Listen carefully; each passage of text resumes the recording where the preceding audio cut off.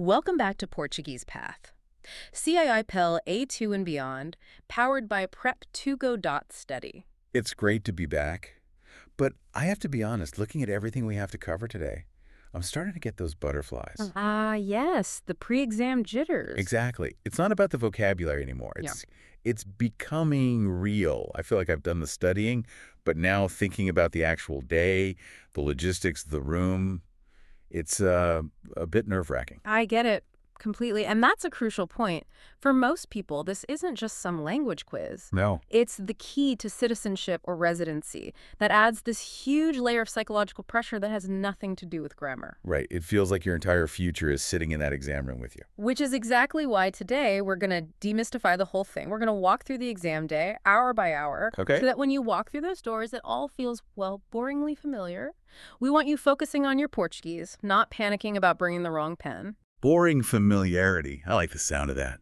So let's start. It's exam morning. I'm heading to the center. What's the very first hurdle? The first rule is aggressive punctuality. The official advice is usually arrive 20 minutes early. So I should aim for 20 minutes. No, ignore that. Aim for 30, maybe even 40. Wow. Okay. Why so early? Because the check-in process can be slow. And this brings us to the first major failure point, your ID. Okay. You must bring the original identification document you used when you registered. Let's be specific here. So if I registered with my passport number, but I show up with my residency card, they're both official. Does that matter? It matters completely. If the number on the document doesn't match the number on their list, you don't sit for the exam. Seriously? They are incredibly strict, and no photocopies, no digital versions on your phone. It has to be the physical, original document. That is a nightmare scenario. Okay, so I've got my passport. I'm checked in. I'm walking into the room. What's the vibe? What can I bring? Get ready for a digital detox. No phones, no smartwatches. Not even in my pocket on silent. Usually not. Most centers will make you turn them off, completely off, and put them in a bag at the front of the room. It's just you, your ID, and your writing tools. That almost adds to the anxiety, being so disconnected. It does. It's just you and your brain. And speaking of tools, I saw some very specific rules about pens versus pencils. It seems trivial, but... It's not trivial at all. It's strategic. Bring both. You'll want a pencil for drafting and for the multiple choice questions. So I can change my mind. Exactly. But for the final version of your writing tasks, it has to be a black or blue pen. Has to be. Why? What's the big deal with ink? 2 reasons. Legibility and scanning. These papers often get scanned. Pencil smudges, it fades. If they can't read it, you don't get the points. Simple as that. Okay, so draft in pencil, finalize in ink. Got it. That brings us to the first big block then, the reading and writing part. Yep, the heavy hitter. It's 75 minutes long, and critically, it's worth 45% of your total grade. Nearly half the exam in that first sitting. Wow. That is a lot of pressure right at the start. It is. It combines reading comprehension with 2 writing tasks. And the writing is where the real anxiety kicks in for people. Right, because you have to produce the language yourself. What are they asking for? We're not writing essays, are we? Oh, definitely not. Remember, it's A2 level. The first task is a short message. Think 25 to 35 words, like a quick note to a friend. That's tiny. It is. And the second one is a bit longer, maybe 60 to 80 words, an email or a short letter. But here's the big secret. The word count trap. I was just going to ask. My instinct is always that more is better. Shows I know more, right? Wrong. It actually shows you can't follow instructions. If they ask for 35 words and you write 70, you'll lose points. So you're just giving them more opportunities to find mistakes. Exactly. Every extra sentence is a potential grammar error. Stick to the limit. Don't go way under. Don't go way over. Aim for that sweet spot. Okay, so it's about compliance, not creativity. What about timing? 75 minutes can fly by. It can. The common mistake is spending an hour on the reading and leaving only 15 minutes to write. That's a recipe for panic. Total panic. So be strict with yourself. Give the reading maybe 35 minutes, max. That leaves you a solid 40 minutes for the writing. To draft, check, and copy it over neatly in pen. 35 reading, 40 writing. Hard stuff. Okay, we finished that section. Then what? Then you get ready for the part that causes the most fear, and frankly, the highest number of failures. The listening. The comprehension du oral. The scary section, yes. I have to admit, this is the part I'm dreading. With reading, you can go back over a sentence. But with listening, once it's gone, it's gone. It's the #1 source of anxiety. It's about 30 minutes and worth 30% of the grade. And the setup is not ideal. You're in a large hall. Are we wearing headphones? Please tell me we get headphones. Almost certainly not. The audio plays over speakers for the whole room. Oh, so if someone coughs, I could miss something. You could. But here's the thing that really shocks people. The recording itself isn't crystal clear. It's not. No. It's recorded at natural Portuguese speed, and they often intentionally include background noise in the recording. Wait, they add noise on purpose. That seems... It's not mean, it's realistic. They're testing if you can understand Portuguese at a train station or in a busy cafe. So if you hear a train announcement in the background, it's not a bad recording. It's part of the test. It's a test of focus. Exactly. And you have to listen out for distractors. For example, the audio might say, I'm going to the bank later, but right now I'm going to the post office. And if I just panic and hear the word bank... You choose the wrong answer. You can't just match words. You have to listen for the actual meaning. That takes a lot of calm. Yeah.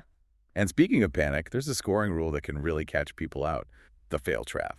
This is the most important thing to understand about the CIPLE A. You need 55% overall to pass. Which sounds doable. But it's a huge. You also need a minimum of 25% in every single section. Wait a second. So if I get a perfect score on reading and speaking, but I totally bomb the listening and get, say, 20%? You fail the entire exam. Even if my average is super high? Doesn't matter. You drop below that 25% threshold in any one component, and you don't pass. That is terrifying. Yeah. Because listening is where you can just spiral. It is. But remember this. You hear every audio clip twice. Okay. Use the first time to just get the general idea, the second time to confirm the details. And if you still don't know, Guess. guess. Never leave a blank answer. You have a 0% chance if it's blank. Just keep moving. Honestly, hearing all these rules, the timing, the 25% trap, the background noise, it's a lot to handle. It is if you're going in blind. It really is. Once I practiced full exam simulations, exam day stopped feeling unknown. Using the mock exams on Prep 2 Go study made everything feel familiar instead of stressful. And that's exactly the key. Knowing the format is half the battle. If you've done it 10 times in practice, the background noise doesn't surprise you. You expect it. So, we've survived the morning. Reading, writing, listening. What's next? Next is usually a longer break, and then in the afternoon, you have the oral exam. The short one, right? Very short, just 10 to 15 minutes, but it's usually done in pairs. In pairs. With a stranger. Yep. 2 candidates, 2 examiners. One asks questions, the other just listens and takes notes. Okay, my immediate fear is, what if my partner is fluent and I sound terrible next to them? That's the #1 fear, but it's not a competition. The examiners are trained to grade you against the A2 standard, not against the person next to you. And what if it's the opposite? What if my partner freezes up and says nothing? That is a golden opportunity for you. How is that an opportunity? Because you can score points for interaction. If they're quiet, you can turn to them and ask, E2, okiashis. And you, what do you think? Exactly. You're showing you can manage a conversation. You actually get points for helping them. I like that. So what are the actual tasks? It's in 3 parts. First, simple personal questions. Who are you? Where do you live? Second, you describe a picture. Very simple. There are people in a park. It is sunny. Keep it basic? Yes. And the third part is that interaction. You and your partner have to plan something, like, let's decide where to have dinner. And here's the secret. The examiners do not expect perfection. They expect communication. If you forget a word, just explain around it. The thing for the rain instead of umbrella. So don't freeze. Never freeze. A mistake while communicating is much, much better than silence. That is so reassuring. It's about getting the message across. Precisely. Now let's talk about the mental game. By the time you get to that oral exam, you might have been at the center for hours. You'll be tired. Fried, probably. So you have to conserve energy, bring water, bring a snack for that long break. And what if you come out of the listening section feeling like you blew it?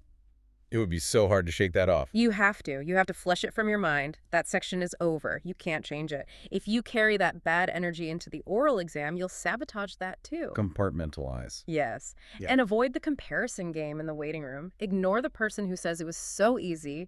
Just stay in your own bubble. And one last thing, a weird practical tip I saw about not writing your name on things. Yes. Very important. Your candidate number is your identity. Never write your actual name on the answer sheets.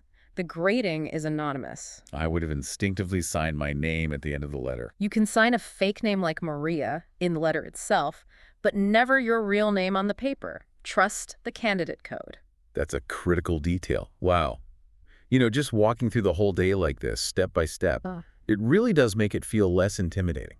That's the whole point. The CIPLE isn't designed to trick you. It's designed to confirm that you can survive in Portugal.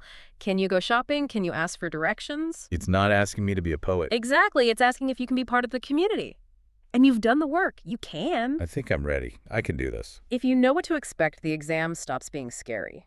Prepare with confidence at prep2go.study. Ciao.